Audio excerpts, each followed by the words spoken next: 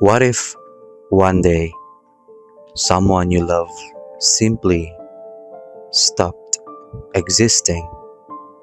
No goodbye, no note, no body, no trace, just gone. Tonight, I have 5 real cases, 5 people who vanished without explanation, 5 stories that investigators, detectives, and even the FBI have never been able to fully solve. Turn off the lights. This is going to take a while. The bar that swallowed him whole. This is the disappearance of Brian Schaffer. It was April 1st, 2006, April Fool's Day. If this were a prank, it would have been the cruelest one ever pulled.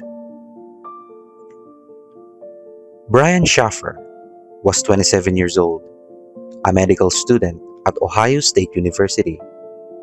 By all accounts, he was doing well. He had a girlfriend he loved, a future ahead of him, and that night, he just wanted to go out with friends and forget his stress for a few hours. Brian and 2 of his friends went to a bar called Ugly Tuna Saluna in Columbus, Ohio, the kind of place that's loud and busy on a Friday night. Security cameras were everywhere. What happened next has never been explained. The cameras captured Brian walking into the bar at around 9 p.m. He talked to some girls outside the entrance. He seemed relaxed, normal, happy even. But here's the thing that makes this case different from every other missing person case you've ever heard. Those same cameras, the one that covered every single entrance and exit of that bar, never once showed Brian living. Not through the front door, not through the back, not through a side exit. Nowhere. Brian Schaffer walked into a crowded bar in the middle of a Friday night and vanished. His girlfriend called him repeatedly that night. No answer. By the next morning, panic had set in. Police were called. Investigators reviewed every second of security footage from every camera in and around that building. Brian appeared once, walking in, and then nothing. Detectives considered every possibility. Did someone harm him inside and smuggle his body out without being seen? Did he somehow slip past every camera undetected? Was there a blind spot no one knew about? Some people believed Brian wanted to disappear. He had recently lost his mother to cancer, and some investigators speculated he might have been struggling more than anyone knew. But Brian had no history of mental health crisis. He had plans for the following week. He had a life he was building. Others believe something happened inside that bar. Something violent. Something deliberate. And that whoever was responsible knew exactly where the cameras were. To this day, nobody has ever been found. No credible leads have surfaced. Brian Schaffer's case remains one of the most baffling, unexplained disappearances in modern American history. He walked in. He never walked out. And no one knows why. She left in the dark. The Disappearance of Asha Degree. This next story is one that genuinely disturbs me every time I revisit it, because the victim was only 9 years old. It was Valentine's Day, February 14th, 2000, in Shelby, North Carolina. Asha Degree was a quiet, shy little girl. Not that type to cause trouble. Not the type to take risks. Her teachers described her as timid. She didn't like being alone in the dark, which is what makes what happened next so deeply unsettling. Sometime between 2:30 and 3 a.m., while her parents and brother were asleep, Asha got out of bed. She packed a backpack and she walked out of her house, alone, in the middle of the night. No one knows why. Two witnesses reported seeing a young girl matching Asha's description walking along Highway 18 in the darkness. One driver was so alarmed that he turned his car around to check on her. When he did, Asha ran into the woods and disappeared into the tree line. She was running away from someone trying to help her. Police searched the woods immediately. Nothing. They searched for days. Still nothing. Then, more than a year later, in August 2001, Asha's backpack was found buried at a construction site nearly 30 miles from her home. Her belongings were inside, wrapped in a plastic bag, as if someone had deliberately preserved them. Who buried it? Why so far from where she vanished? Why wrap it so carefully? No answers. The FBI got involved. The case was featured on national television. Over the years, investigators have re-examined every detail, chased every lead. But here is what keeps people awake at night. Why did a shy, frightened 9-year-old girl willingly leave her home at 2:30 in the morning? In the dark, in the cold. Was she meeting someone? Was she running from something inside that house? Was she lured by a predator who had been communicating with her? None of it has ever been answered. Asha Degree has never been found. Wherever she went that night, she has never come home.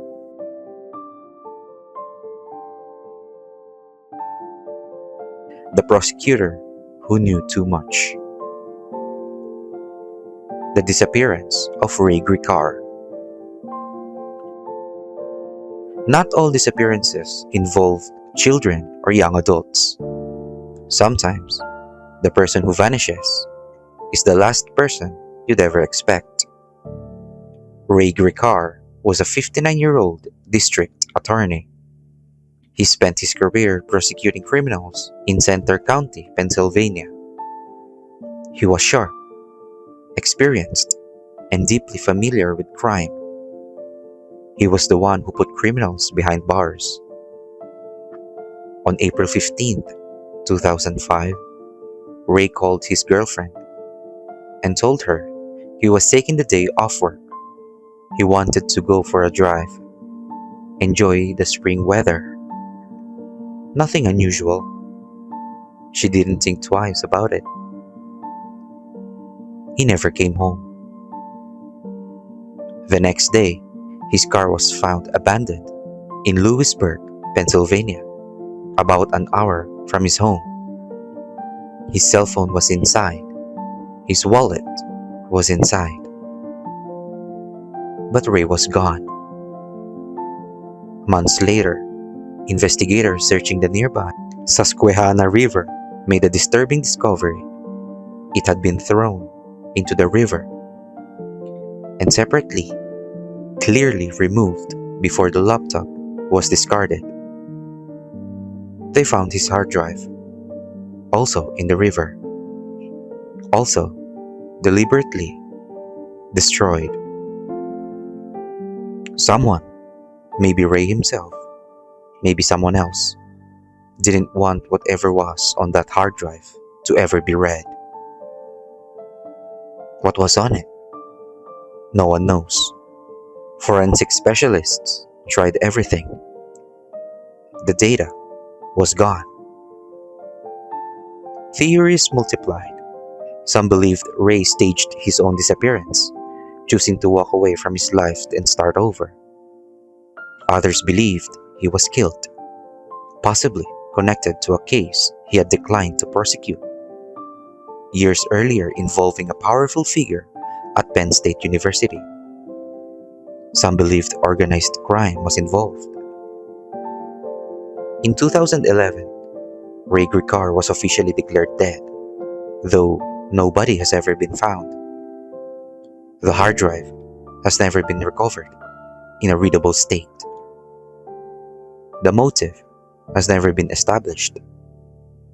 The truth has never been surfaced. A man who spent his life solving crimes became the subject of one himself.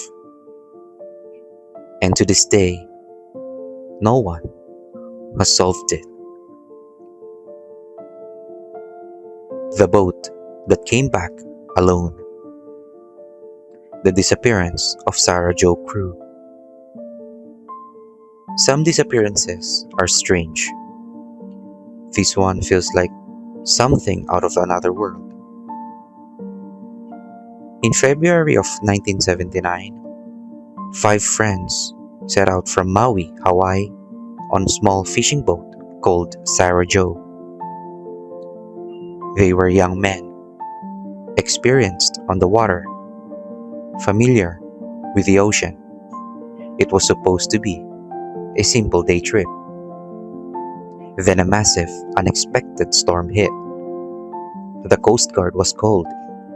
Search and rescue teams scoured the waters for days. Nothing was found. No wreckage. No survivors. No bodies. All 5 men were declared dead. The families mourned. The years passed. And then, nearly 10 years later, in 1988, a researcher on a remote, uninhabited atoll in the Marshall Islands made a discovery that changed everything. The Sarah Jo. The boat had drifted, or been carried, nearly 2,000 miles across the Pacific Ocean, and somehow come to rest on one of the most isolated pieces of land in the world. But that wasn't the most disturbing part. Near the boat, someone had built a grave. A careful, deliberate grave, marked with a piece of driftwood fashioned into a cross. Inside the grave were the partial skeletal remains of one of the 5 missing men. Someone had buried him. Someone had been on that island with a dead man, or had found his body and chosen to give him a proper burial, and then left without a trace.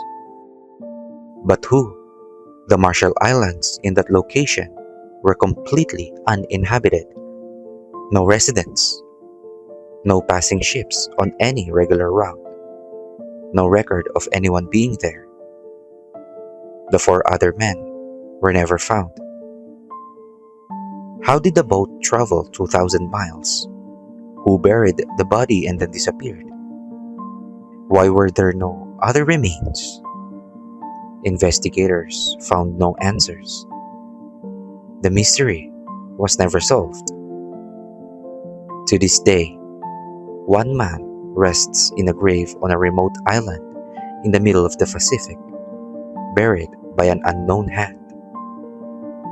The others are simply gone. She walked toward the highway. The disappearance of Maura Murray. Our final story is perhaps the most haunting because it involves a young woman who seems to have been running from something, but we still don't know that. It was February 9th, 2004. Maura Murray was 21 years old, a nursing student at the University of Massachusetts, Amherst. By most appearances, she was a normal college student. But in the days before his appearance, something had changed. She sent an email to her professors saying there had been a death in the family and she would be away for a week.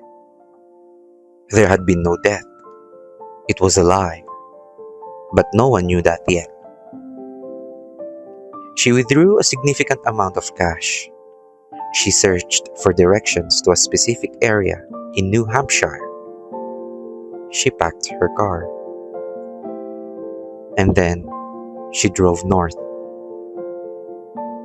On a quiet stretch of Route 112 in Haverhill, New Hampshire, Maura's car skidded off the road and hit a snowbank. It wasn't a serious accident.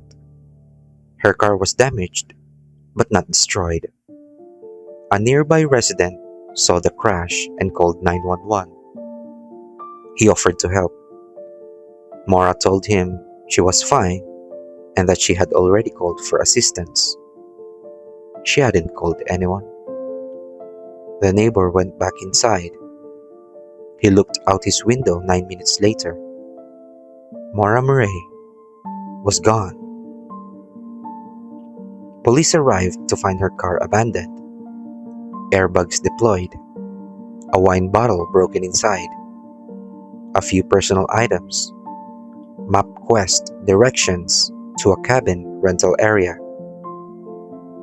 But no Maura. Search dogs picked up her scent.